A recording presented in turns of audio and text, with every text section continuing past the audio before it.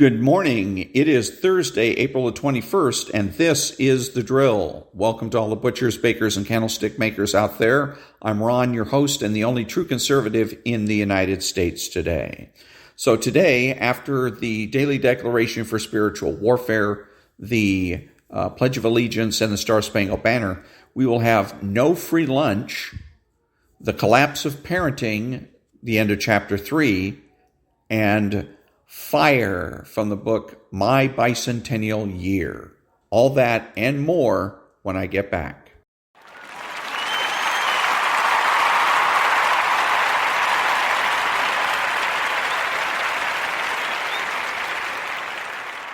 Thank you.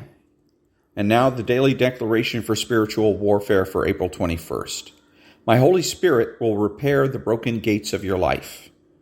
Raise your praises to me, for I have strengthened the bars of your gates and made peace in your borders. Through my Spirit I have made the crooked places straight and broken the enemy's bars of iron from your life. I have opened the double doors of your gates so they will not be shut against me. I will give you the treasures of darkness and hidden riches of secret places, that you may know that I, the Lord, who call you by your name, am your God. I will establish the gates of praise in your life and open the gates of righteousness that you may enter in. Psalm 147, verse 13, Isaiah chapter 45, verses 1 through 4, and Psalm 118, verse 19. Prayer declaration. Holy Spirit, establish the gates of praise in my life. Repair the broken gates of my life and open them before me, that I may go in and receive the treasure of the hidden riches of your secret places. Let all the gates of my life and city be repaired through you, and break the gates of brass and iron that the enemy has used to try to hold me captive. Open the double doors of your righteousness in my life, so that the gates will not be shut. Amen. And that was the Daily Declaration for Spiritual Warfare for April 21st.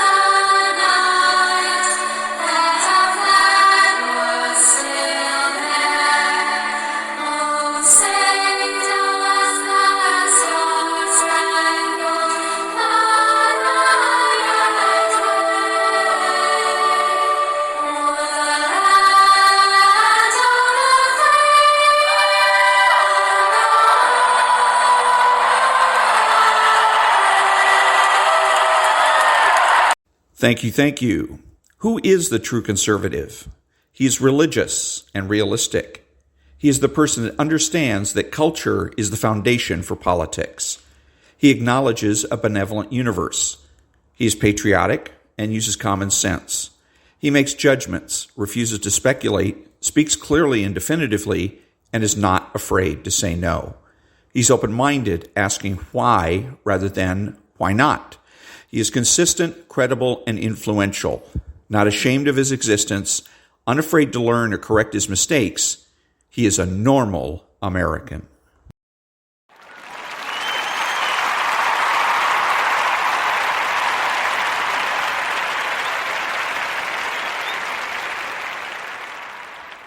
Thank you. Thank you. What is the true conservative strategy for defeating socialists in this country? Number one, we must properly define conservatism. Then we must organize all potential conservatives under that definition. Once organized, we must dominate American culture. Dominating American culture means that we must rid ourselves of all the various cults the left has foisted upon us in this country. We rid ourselves of the left-wing cults by promoting value. What are the universal values? Number one, life.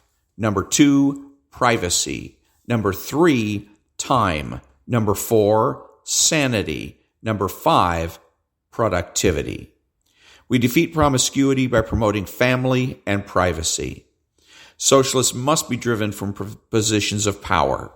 And since it is lefty counterculture that provides the foundation for their political success, true conservatives must resist left-wing counterculture and promote normal American culture. By changing our culture, we will change our politics. And we change the culture by getting married, creating a family, and raising our children.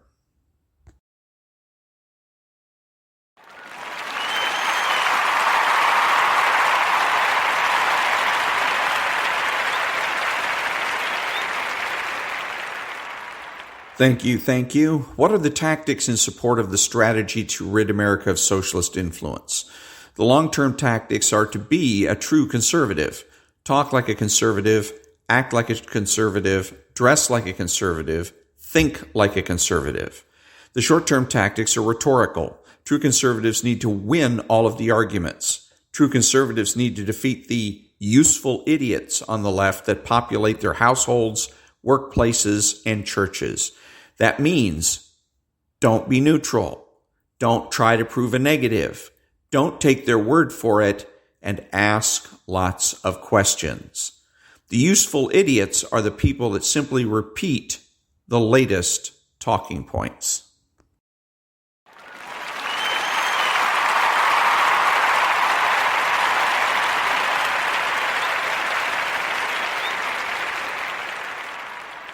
Thank you. Thank you. What are the true conservative political priorities? Number one, a constitutional amendment banning abortion throughout the country.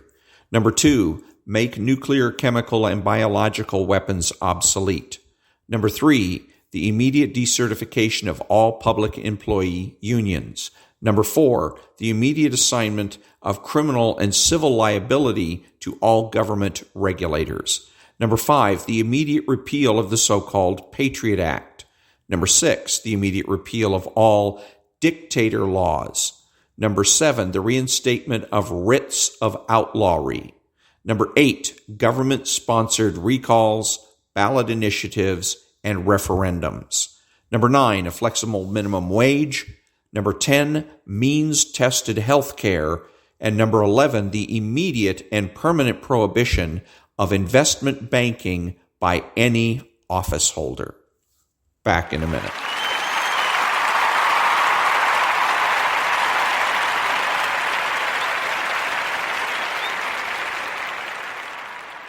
Thank you. Thank you. What are the true conservative cultural priorities? Number one, bring back not-for-profit news. Number two, defeat the cult of promiscuity with the promotion of privacy. Number three, defeat the cult of neutrality with the effective use of propaganda. Number four, defeat the cult of personality by emphasizing character. Number five, defeat the cult of imagination, psychology, and Hollywood with religion and research. Number six, defeat the cult of reinvention by admitting one's mistakes. Number seven, defeat the cult of death, abortion, infanticide, and assisted suicide. Back in a minute.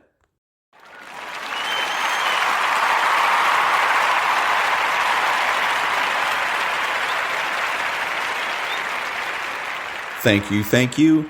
The biggest mistakes that right-wing talk show hosts make. Number one, they are neutral. Number two, they fail to correct their mistakes. Three, they demoralize their audiences. Number four, they contradict themselves. Back in a minute.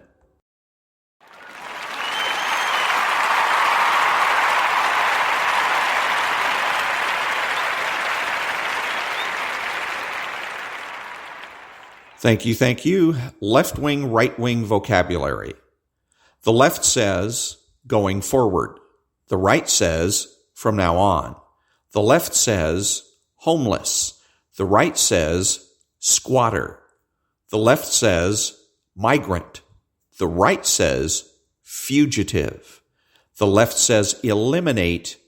The right says, reduce.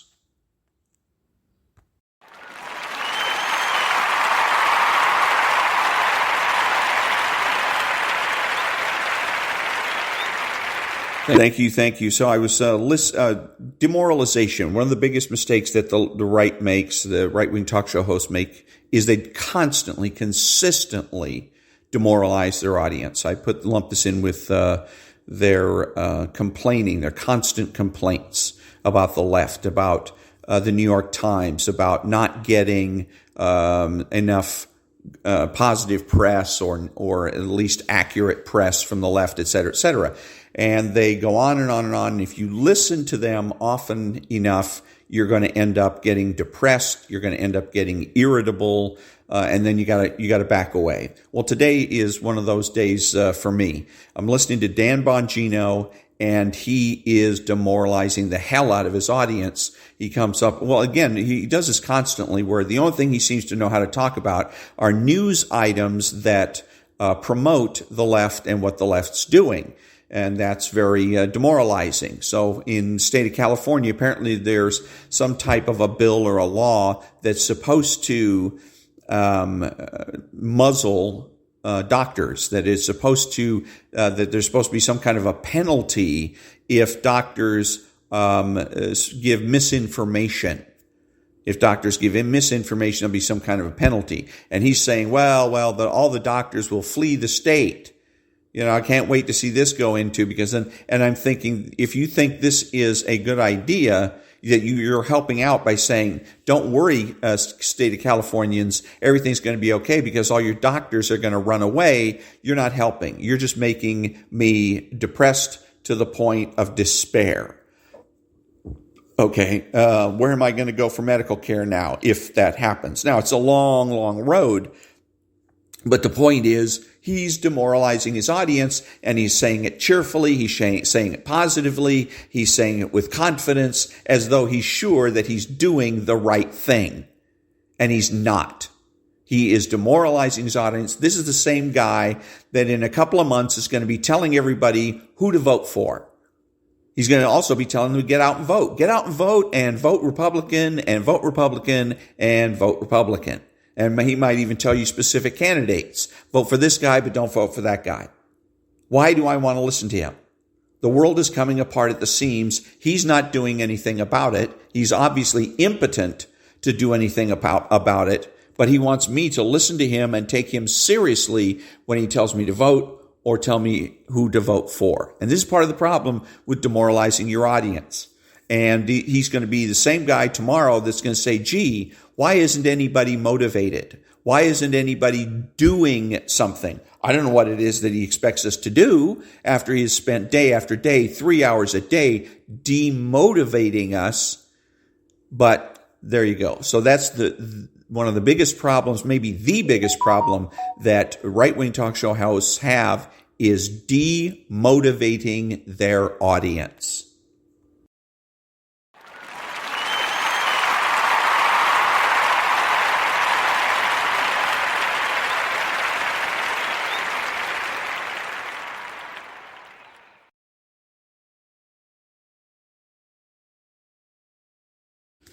Thank you. And now there's no free lunch, with authored by David Bahnsen.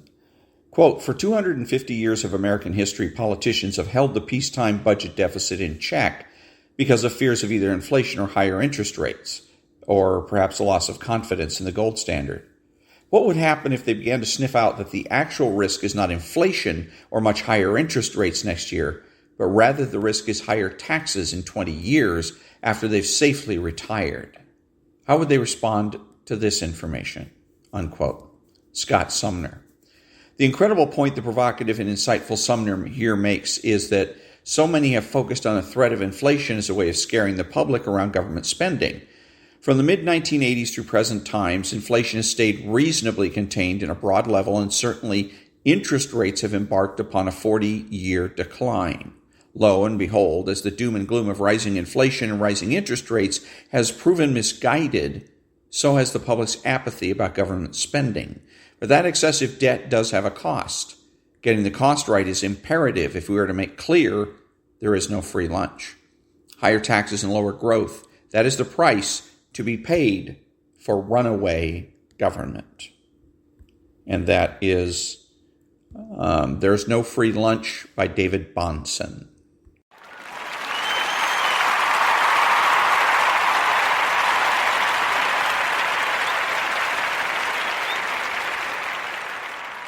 Thank you. And now the last part of chapter 3 of the book, The Collapse of Parenting.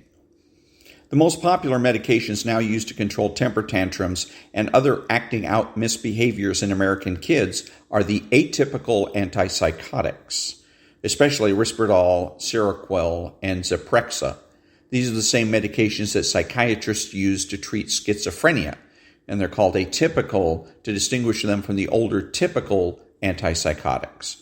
The United States is an outlier among developed countries in the use of antipsychotics for children. The most dramatic and obvious side effects of the atypical antipsychotic medications are metabolic. Kids who take these medications are much more likely to become obese and develop diabetes. The risk is greater for children than for adults, and the younger the child, the greater the risk. Stopping the antipsychotic medication does not reliably reverse the metabolic consequences. And yet, when I meet with the parents whose kids are on these medications, I find that few have been seriously counseled regarding these risks. Aside from the serious side effects these medications can cause, I see deeper problems. A shift from authority and responsibility away from the parents to the prescribing physician. When the child subsequently misbehaves, many parents blame it on the doctor or the medication. I saw this firsthand at a school in St. Louis in a second grade classroom. A boy was defying the teacher. He was running around the room making buzzing noises while the teacher was asking all the students to sit. "I need you to sit down and be quiet so the other students can concentrate," she said to the buzzing boy. He ignored her. "It's really not fair to the other students for you to keep buzzing around like that. How would you feel if you were trying to concentrate and someone else is running around the room making buzzing noises?" Still no acknowledgement for Buzz. "I really have to ask you to please sit still and be quiet, or else." Back in a minute.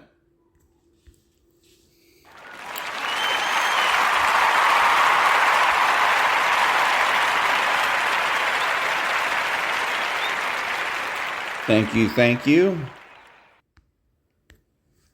"Or else what?" Buzz said in a jeering tone, pausing for a moment. "Or else I will make you sit still," she said. Buzz started running around the room again, making buzzing noises louder than before. When the teacher tried to grab him, he bit the teacher's wrist, then ran out of the room, laughing. The bite was deep. It drew blood. The teacher called the boy's mother.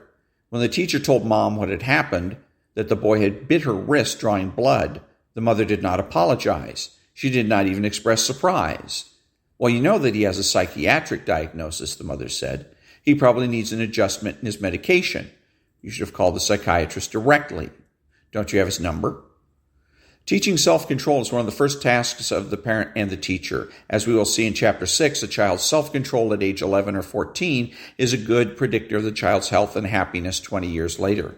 When the child is in his or her 30s, but if that child has been diagnosed with a psychiatric disorder and is put on powerful medication to control behavior, then the child's self-control may be undermined. As one kid told me, "I can't help it. I have Asperger's." In fact, a psychiatric diagnosis should be a reason for parents to become more involved, more engaged, more devoted to teaching self-control and Fulgham's rules. But I have observed firsthand how the prescribing of psychiatric medication often shifts responsibility away from the child and the family to the prescribing physician. Back in a minute.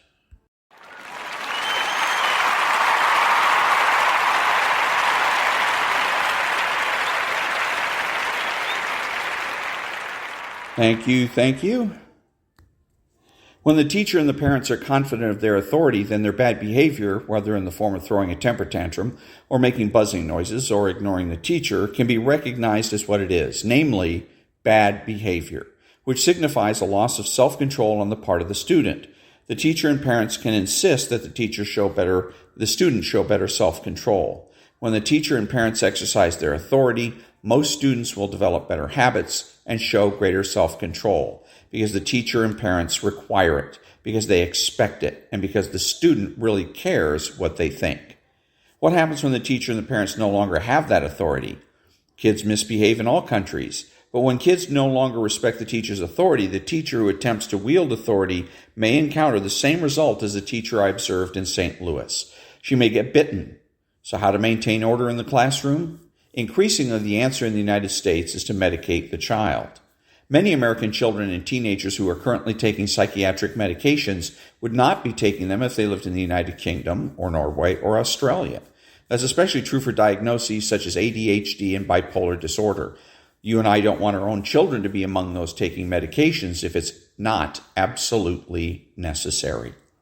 What can you do in concrete terms to minimize the risk that your child will be prescribed medication he or she doesn't need for a psychiatric condition he or she doesn't really have? Recommendation number 1, command. Don't ask. Don't negotiate. Modern American parents are forever rationalizing their decisions to their children. There are many problems with that approach. The mere fact that the parent feels compelled to negotiate already undermines the authority of the parent. When you lay down a rule and your children ask why, answer because mommy or daddy says so. That's why. American parents 2 generations ago did this routinely and comfortably. Most British and Australian parents still do. American parents today, seldom. Back in a minute.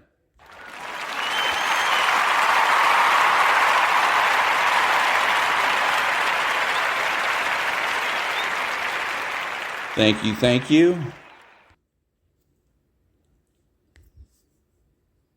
A mother and father brought their 6-year-old daughter to see me. The child had a fever and a sore throat. I examined the ears, which were fine. I said, next I'm going to take a look at your throat. But before I could look at the throat, Mom asked, do you mind if the doctor looks in your throat for just a second, honey? Afterward, we can go and get some ice cream. The child paused, then burst into tears and said, I don't want to. What should have been a simple 2-second exam became a major ordeal lasting several minutes. In more than 2 decades of practice, I've learned that the key to effective examination of a sick child is simply to do the exam. Don't negotiate with a 6-year-old.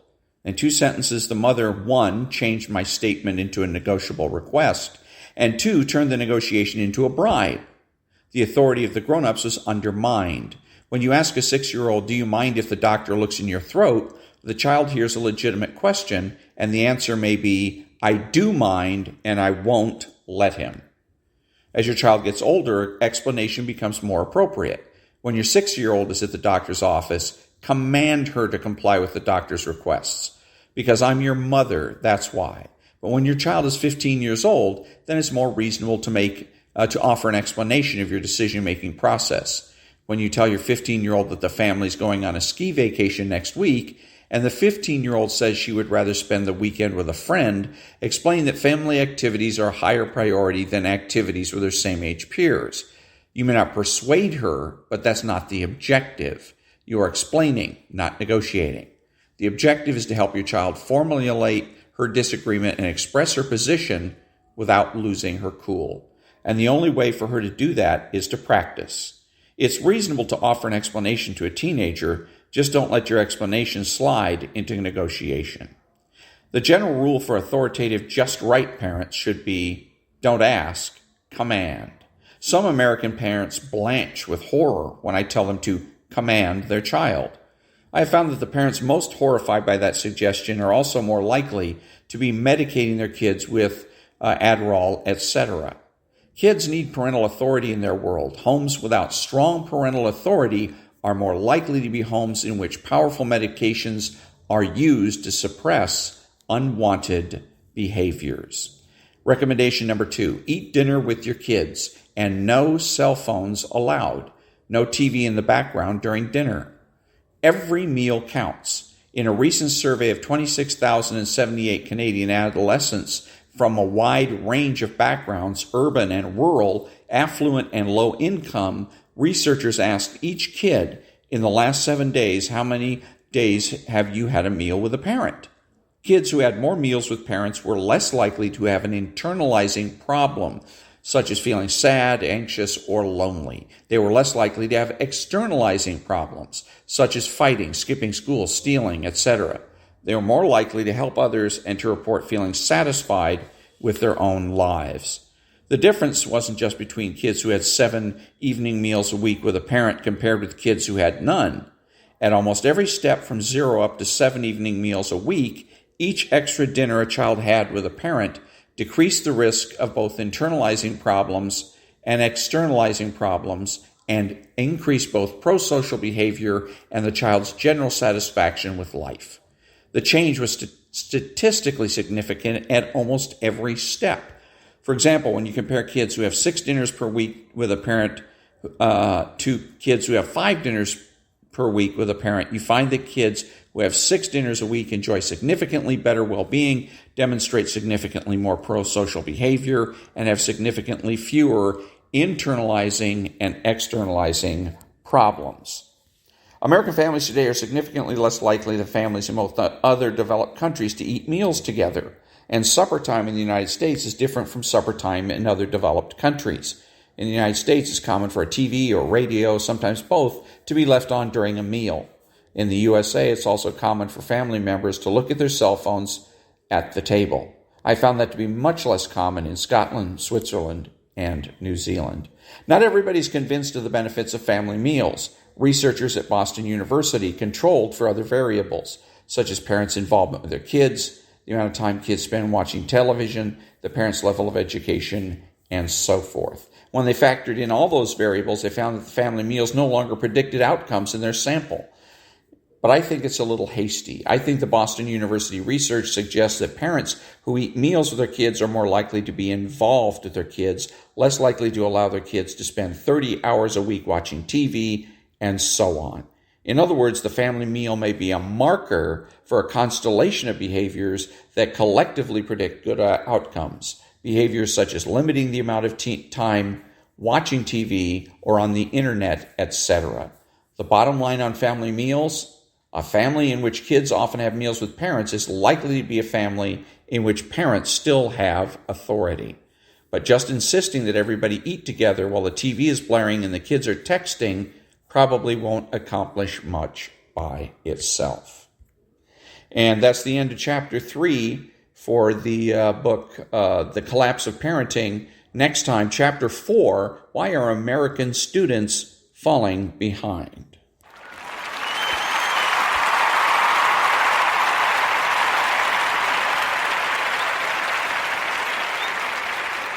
Thank you. And now, Chapter 20 from the book Tales from My Bicentennial Year by Mike Buell, about a family growing up in the Adirondacks in Gansevoort, New York, in 1975. And this chapter is entitled Fire. Buzz, buzz, whet my alarm clock. I hated that sound. It meant another day of school. But it also meant another chance to see Cicada. With that thought, I went about trying to get ready for school without too much of an issue. You see, when you live in a house with a bunch of kids and only one bathroom, there's always an issue getting ready in the morning. My mom had tried to work out some kind of a schedule for the bathroom by staggering the wake-up times, but we always managed to overlap. I was the second one to get up. My sister Kathy's alarm clock was set for 6 a.m., mine for 6:10, and so on down the line. This was supposed to give us each enough time in the morning, but it never really worked out. Heck, I didn't need a lot of time in the bathroom. Quick wash of the face, a little toothbrushing, take a leak, all set. I ran out of the bathroom just in time for the next in line. In the kitchen, I said good morning to Mom, reached over her for a cereal bowl, filled it with my favorite cereal, crackling rice, the store brand name for Rice Krispies. Apparently Snap, Crackle, and Pop were not welcome at our breakfast table. Just as I was about to pour the milk, my mom looked at me and said, Paper? I knew what that meant. It was my job to go out in the cold morning weather and get Dad's newspapers out of the mailbox at the end of the driveway. In the summer, this was not a bad gig, but in the winter, it absolutely sucked. This morning wasn't too bad out. I just slipped on my moon boots, threw on my jacket, and darted out of the house. One thing that was nice about going out into the driveway first thing in the morning was the peacefulness. In the winter, there was absolutely no sounds. No birds singing. Everyone was indoors. The wind was usually calm in the morning. You could stand at the end of the driveway, look back at the mountains with the sun just starting to peek out over them, then turn around and watch the valley start to light up little by little. There's usually a soothing wood-burning smell, too. A few of the houses had little wood stoves, not us, of course, in their basements. This morning, the smell was there, but it was a little different. Still nice, though. I opened the mailbox, reached in, and I took out the newspapers and started to race up the steps. I opened the door and at the same time caught notice of the Dranowitz's house on the corner. I didn't know they had a wood stove, too. A nice little trail of smoke was coming from their house. Geez, why couldn't we get one? It would be nice and warm, and we would have the little smoke trails coming from the house. Anyhow, I went in and put the papers on the table, reached across my sister, and grabbed the milk for my crackling rice. But my bowl was gone. Someone had taken it. I was about to start World War III over my missing breakfast bowl when Kathy yelled out that Billy Dranowitz was running down the street. What? I yelled back. I ran out the living room and looked out the window. There he was, all right, no jacket on, with little Frankie following him. Even for the Dranowitzes, this was a little weird. I ran to the door, threw on my boots and coat, and raced up to meet them. I had to see what this was all about. My mom was yelling at me to come back and get ready for school. I caught up to them and yelled out, "Why are you all running down the street?" Billy looked at me with tears in his eyes and pointed at his house. Frankie just fell on the ground bawling. I followed Billy's pointing finger with my eyes, and then I saw it. Billy's house was on fire. I said, "Why didn't you run down the street yelling fire?" He just shook his head. I told him to go inside my house. I yelled to my mom and dad to call the fire department. By this time, the whole neighborhood was out on their porches watching it burn, yelling and screaming at each other. Back in a minute.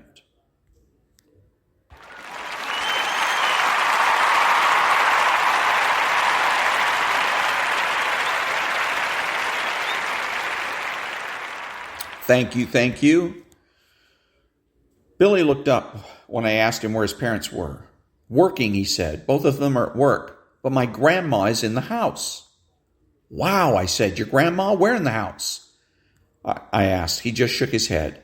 I looked up and Mrs. Bernardo was running down her stairs towards us. She looked at me and Billy and said, "Boys, is there anyone in the house?"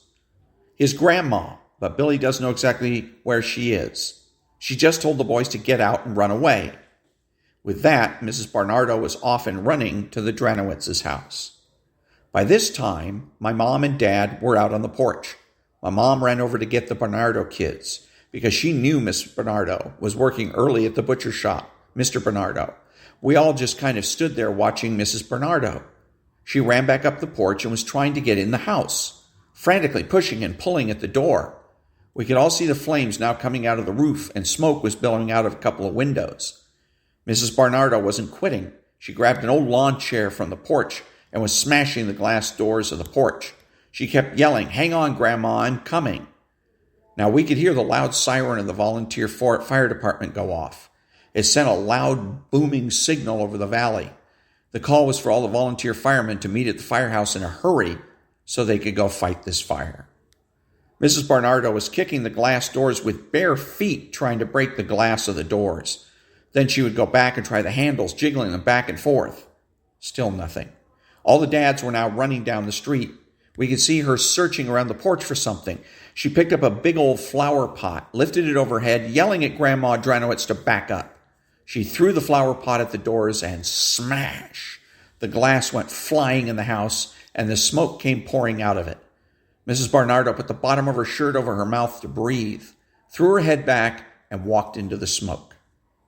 The dads were all making their way to the porch, yelling at Mrs. Barnardo to come out. Flames were shooting all over now. Smoke was coming out of just about every window and door, and really gushing out of the door Mrs. Barnardo just broke through. Mr. C jumped up on the porch first, and then all the others' dads made it up. Mr. C headed right towards the broken glass doorway and was just about to go in when out came Mrs. Barnardo and Grandma Dranowitz. They were all wrapped up together, black as coal, and coughing. The dads carried them both off the porch and safely away from the house. The sirens were racing down Cobar Road. The fire engine screeched to a halt in front of the Dranowitzes. The fire chief came around the back of the house and saw Mrs. Barnardo and Grandma Dranowitz lying on the snow, covered in a blanket my mom had given them. "You both all right? You both hang in there. We have an ambulance on the way, but it's coming from Glens Falls, so it'll be a few minutes." The chief started ordering his guys around, and hoses and water were soon pouring on the house and putting the fire out. Billy and Frankie ran up to their grandma and just sat with her. A lady fireman came over and started talking to Grandma, Mrs. Barnardo, and of course Billy and Frankie. After the lady firefighter talked to them for a while, she was giving them drinks and cleaning them up. She looked over at me and said, "You ever seen a hero before, son?" "No, I guess not, ma'am," I said, and really I'd not seen one before. Heck, my heroes were Batman and Robin. She said, "A hero is someone who, without any care for themselves, puts themselves in danger to help save another. Wouldn't you say Mrs. Barnardo here is a hero?" "Yes," we all said. "We certainly would." And that was the end of chapter 20 of the book, The Tales of My Bicentennial Life, of Mike Buell in upstate New York in 1975. Next time, chapter 21, The Agony of Defeat.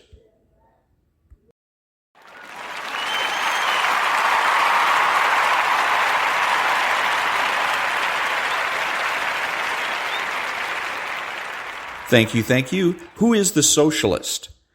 He is the man that is spiritual. He's the man that seeks consensus. He's subjective, petty, and small, taking everything in life personally.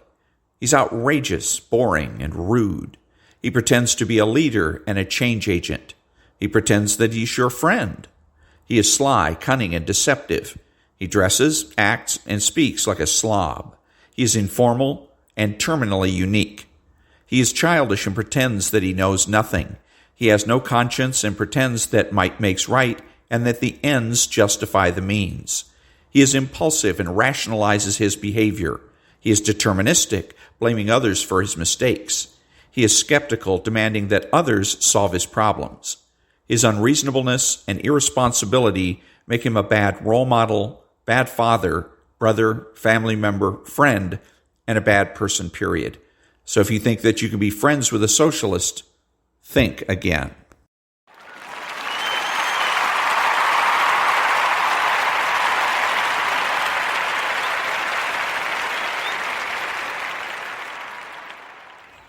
Thank you. I'm Ron, your host, and the only true conservative in the United States today, bidding adios to all of the butchers, bakers, and candlestick makers, and reminding you to listen to the John and Ken Show on KFI AM 640, Monday through Friday from 2 p.m. to 6 p.m. Pacific Time. Also, KFI needs to bring back Brian Suits and his show, The Dark Secret Place. Hashtag bring back Brian Suits. Until next time, be honest, be smart, be beautiful, and remember that the left has no authority, no power, and they can't win.